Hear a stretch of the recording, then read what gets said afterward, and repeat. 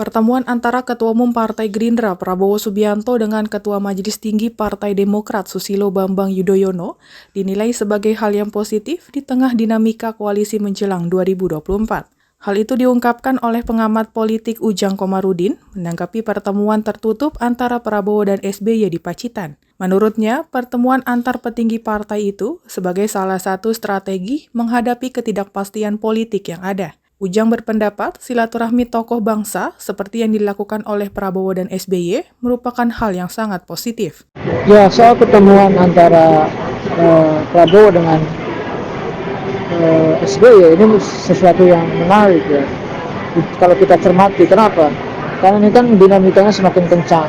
Koalisi juga harus cepat-cepat terbentuk karena pendaftaran hanya menyisakan kurang lebih 4 bulan ya capres-cawapres di KPU. Karena itu saya melihat bahwa pertemuan Prabowo dengan SBY ya pertemuan sesama keluarga besar ya TNI gitu juga sama-sama petinggi partai ya, Pak Prabowo Ketua Umum Gerindra dan Pak SBY Ketua Majelis Tinggi di Partai Demokrat.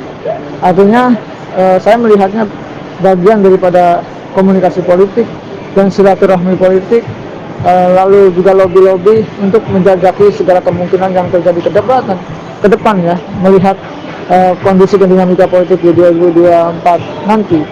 Ya saya melihatnya ini sesuatu yang bagus saja, sesuatu yang positif saja ketika ya senior junior ya di tentara ketemu, sesama petinggi partai ketemu untuk menghadapi tadi ya segala kemungkinan politik yang terjadi ke depan gitu. Karena kita tidak tahu dinamika politik ke depan seperti apa dan konstruksi politik juga seperti apa.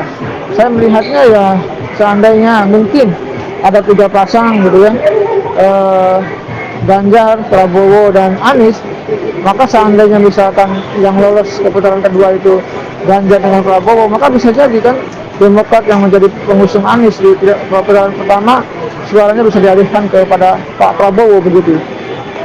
Begitu juga misalkan kalau terjadi 2 putaran juga gitu yang memunculkan misalkan Prabowo dengan Anies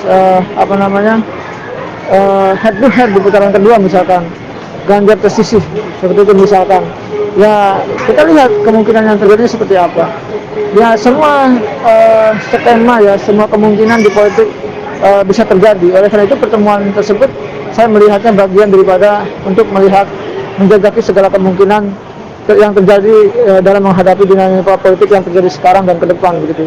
Dan menurut saya positif saja ketika elit politik bertemu, ketika elit partai bertemu, ketika tokoh bangsa bertemu. Tentu ini bagian daripada silaturahmi dan komunikasi politik tadi yang saya katakan untuk menjajaki segala kemungkinan yang terjadi dalam menghadapi dinamika politik yang terjadi ke depan.